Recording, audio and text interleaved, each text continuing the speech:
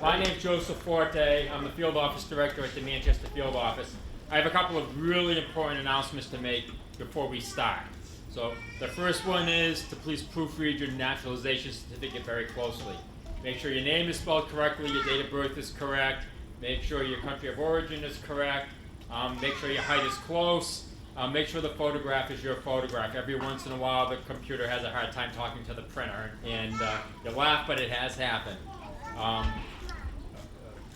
lot of people, if you let us know today before we leave that there's an error with your certificate, we can fix it for you for free today. If you wait until tomorrow and let us know, you'll have to file Form N-565. You wait 6 months to a year for a new certificate, and it will cost you close to $600. So it is in your best interest to proofread that certificate. Do not laminate the certificate. If you laminate the certificate, it voids the certificate. Nobody is supposed to accept it as proof of citizenship. We will confiscate it if you present it to us at the office. The Department of State and the Passport Agency is supposed to confiscate it if you go and apply for a passport. And then you'll have to file Form N-565, wait 6 months to a year for a new certificate, and pay close to $600. So please proofread it, do not laminate it. There is a line in the upper right-hand corner of your certificate. Please sign that with black ink when you get home. Your certificate is not valid until it is signed. So proofread it, don't laminate it, sign it. A lot of people like to take photographs with their certificates. If you're going to take a photograph with your certificate, I highly recommend that you hold the American flag over your certificate like this. Not only does it make a really, really nice picture, but it hides your date of birth, your alien number, and your name. We have had reports that people have had their certificate, their identity stolen when they posted pictures of themselves online with their certificates. Does anybody have children under the age of 18 that were born outside the United States? One. Okay. If you have a child who is under the age of 18, was born and is under the age of 18 on today's date, was born outside the United States, lives with you, has a legal right to live with you, and has a green card, the child has a green card, then that child becomes a citizen today also by act of law. There is absolutely nothing you have to do to make that child a citizen. You can go and get a passport for them. You'll need his birth certificate showing that he is your child, or something else showing he's your child. Your naturalization certificate is something that shows that he has a legal right to live with you. If you want a certificate of citizenship for your child, it's Form N-600, and you can download that off of our website. You should let the Social Security Administration know that you are now a citizen. You should probably wait until Monday to do that. It takes a little while for our computers and Social Security Administration's computers to link up. If you are employed, you should let your employer know that you're a United States citizen. The paperwork they have to file with the United States government is a little bit different for you now, that you're a citizen as opposed to when you're a legal permanent resident. And if you're a student, you should let your designated school official know that you are now an American citizen, because they no longer have to file anything for you. If you have any questions at all after the ceremony, please feel free to ask us at the back counter. Congratulations, and we'll be starting soon.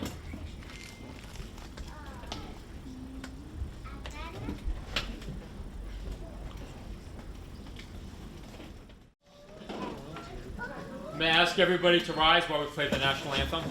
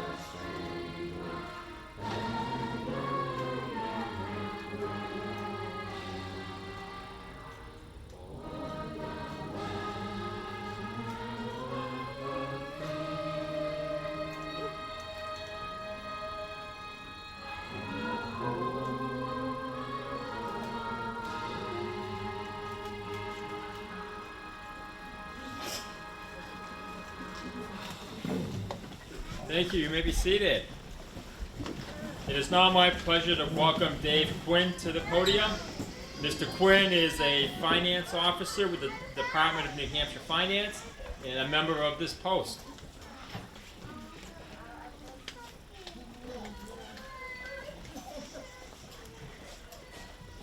Good morning, good morning, good morning. Welcome. My name is Dave Quinn. I'm the finance officer here at Sweeney Post and also the treasurer for the American Legion Department of New Hampshire. And it's a pleasure. And I welcome you on behalf of our post commander, Greg Katana, who was unable to be here today, and asked me to extend his personal greetings for you being here. A special day. A special day, you bet. You just heard one of the most beautiful songs I think that there is. It means a lot to us who are veterans, and I know it will mean an awful lot to all of you. So congratulations as you get ready to take your oath of allegiance, and we applaud you for the effort that you put forth to reach this point. Thanks again, and welcome to Sweeney Post.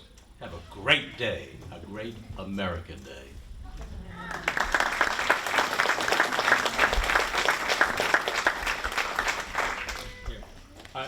I don't usually make remarks at ceremonies, but I'm going to today. May is Armed Forces Month in the United States, and on May 30th, 1868, Decoration Day was declared. Decoration was a day set aside to remember all the soldiers who died during the American Civil War.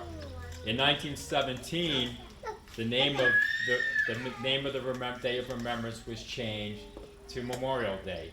And it stayed on May 30th of every month until 1971, when it was moved until the last Monday of the month.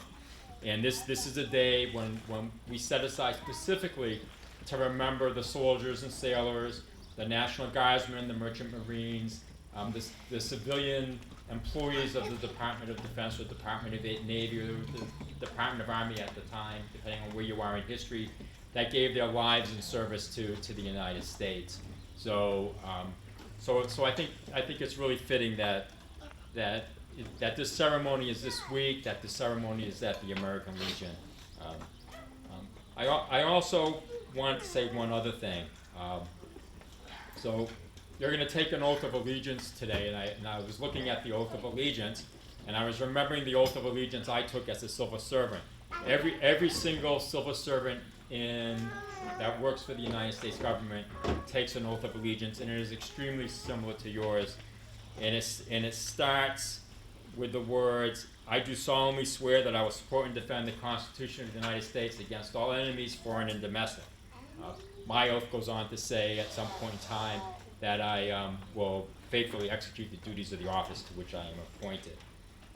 If you enlist in the military, you take an oath of allegiance to the United States, and that oath of allegiance starts, "I do solemnly swear to support and defend the constitutional laws of the United States of America," and then it goes on to talk about obeying officer commands and behaving ethically. The federal elected officials also take the same oath of allegiance I took. The President of the United States, his oath of allegiance is actually prescribed in the Constitution, in Article 2 of the Constitution. And it starts off, "I do solemnly swear or affirm that I will faithfully execute the office of the President of the United States to the best of my ability, and to preserve, protect, and defend the Constitution of the United States of America." In all these situations, my boss, the military's boss, is the Constitution of the United States and the laws of the United States.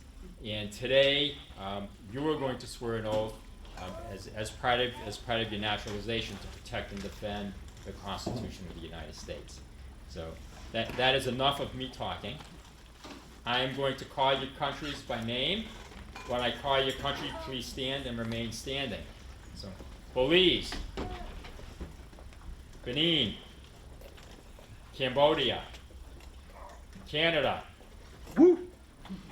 Colombia, Dominican Republic, Ecuador, Germany, Guatemala, Haiti, India, Kenya, Nepal, Philippines, South Africa.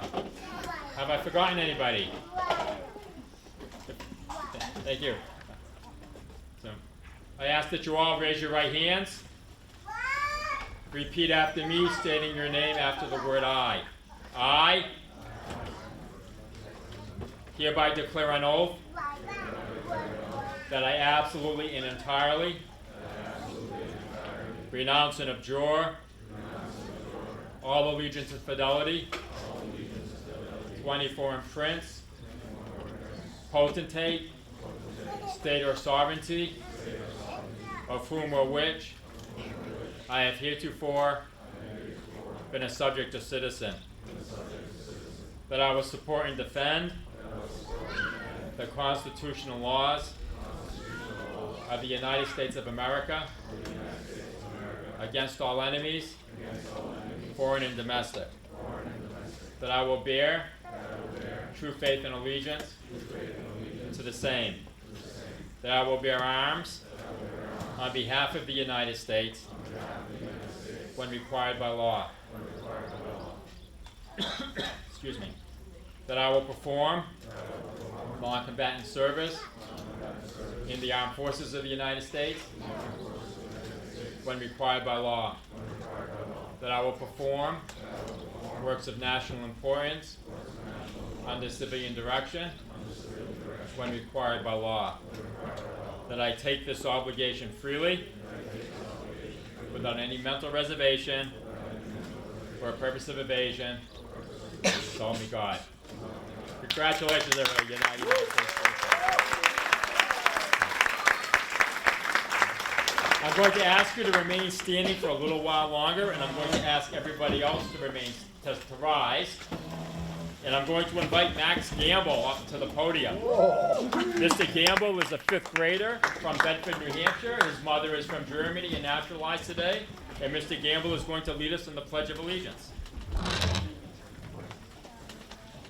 I pledge allegiance to the flag of the United States of America and to the republic for which it stands, one nation, under God, indivisible, with liberty and justice for all. Thank you.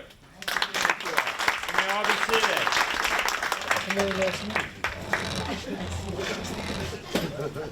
It is now my pleasure to invite Anthony Violante up to the podium to make some keynote remarks. Mr. Violante is the naturalization chairman at the American Legion Henry J. Sweeney Post, and he is a former field office director at the Manchester Field Office for USCIS. And fun little fact, when I transferred to Boston in 2006, Mr. Violante was my supervisor. So it is my pleasure to introduce Tony Violante.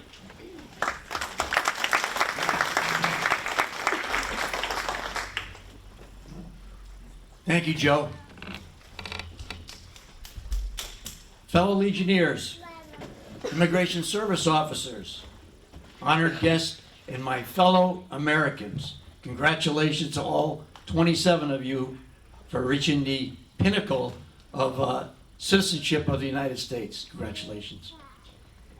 I want to direct your attention to this empty chair to my left here. That is a POW MIA empty chair. We place that at all of our official meetings at the American Legion.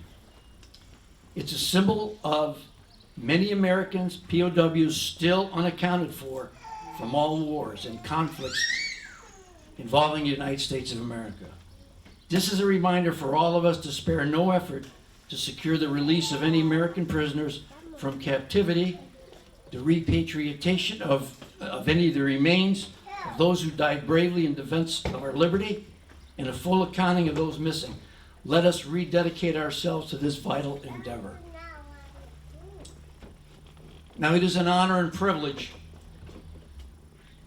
for the American Legion Sweeney Post to host this solemn ceremony. There's a common thread with the American Legion and this rite of citizenship. It's called naturalization.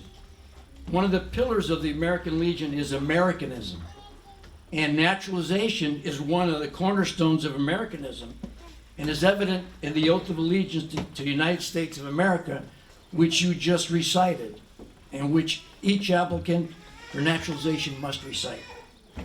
You made a choice to become an American citizen. You were not born here. You earned it. You earned it. I've got a brief story to tell you about our flag. This current flag here has 50 stars, and it has remained unchanged since Alaska and Hawaii entered the Union in 1959. Of course, the 13 red and white stripes have never changed as a reminder of our original 13 colonies. Now, a lot of you probably don't know, but this current flag is the 27th version of our national flag. And it was a high school student named Bob Heft who designed this flag. I'll tell you a story about him. He was 16 years old, living with his grandparents in Lancaster, Ohio. This is Bob. And as a project for his American history class, he designed a flag with 50 stars. Now, at the current time, it was only 48 states. Alaska and Hawaii were being considered for statehood. And more than 1,500 designs for a new flag had been submitted to President Eisenhower, Dwight D. Eisenhower. So, intrigued, Heft cut up 48-star flag and sewn it into the new design featuring 50 stars, like this flag. Upon presenting his final project, the teacher said to Heft, "You got too many stars on that flag. You don't even know how many states we have." So he received a B- for his project. And when he contested the grade, his teacher said to him, "Okay, I'll tell you what. Get the flag accepted in Washington, then come back to me, and I might consider changing your grade." So Heft went back. He wrote 21 letters to the White House. He made 18 phone calls. And then one day he received a phone call from President Eisenhower. His design was accepted. And this is what you see right here. So he brought this announcement of his new flag back to the teacher. And he said, "What do you have to say now, teacher?" The teacher said, "I guess if it's good enough for Washington, it's good enough for me. I hereby change your grade to an A." So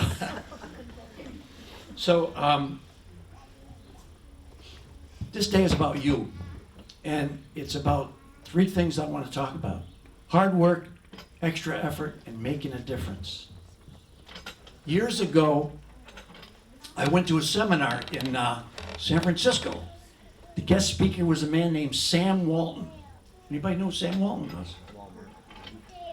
I'm sure you've been to Walmart at some point in time. He's the founder of Walmart.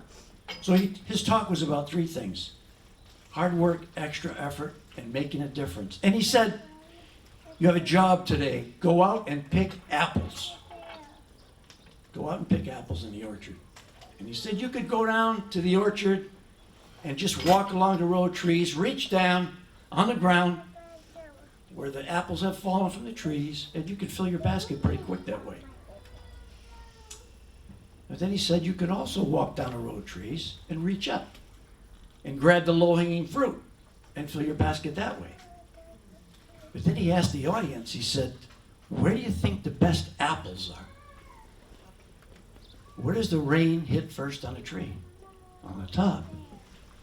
Where does the sun shine first on the trees? On the top. Where do you think the best apples are? On the top. How do you get those apples? Well, you got to get a ladder. You got to put it up against a tree, climb the ladder, weave through all those branches until you get to the top where those big, ripe, delicious, juicy apples are. Then you fill your basket. Now you got to come down from the tree. So what have you got when you come down from that tree? You got the best apples in the orchard. How'd you get them? Hard work, extra effort, and it made a difference. How did you 27 people get here today? Hard work, extra effort. Y'all passed your test, right? But guess what now? You can make a difference, because now you are citizens of the greatest country in the world where you can make a difference. So what your citizenship comes with is rights and responsibilities. What are some of your rights? You have freedom to express yourself, freedom to worship as you wish. You have a right to vote in elections for public offices. But let me say this, add something to that. Don't just vote because you can vote. Be an informed voter. Know what you're voting for. Get involved. That's very important. You have a right to apply for a federal government job. Right to run for elected office. And you have a freedom to pursue life, liberty, and the pursuit of happiness. With these rights come responsibilities. The oath you took today: support and defend the Constitution. Stay informed of the issues affecting your community. Respect and obey federal, state, and local laws. Respect the rights, beliefs, and opinions of others. Participate in your local community. Serve on a jury when called upon. This is an important one too. Pay your income tax. Pay your income and other taxes honestly and on time to federal, state, and local authorities. And defend the country if the need should arise. We recently celebrated Memorial Day, as Joe said, and so it is fitting to say today, when you see a serviceman or woman in uniform, thank them for their service, because we would not be here today, free to hold this ceremony, if it were not for the brave men and women who have served and currently serve in the armed forces. Again, congratulations to the 27 new citizens of the United States. Have a great day. Thank you.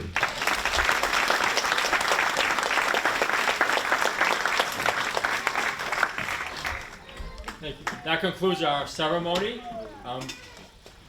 A member of the USCIS staff will come and hand you your certificate at your seat. Please proofread it. After you have your certificate, you are free to go to your local town or city hall and register to vote. You're eligible to go to your local post office and get a passport. Congratulations, everybody, and thank you for being here.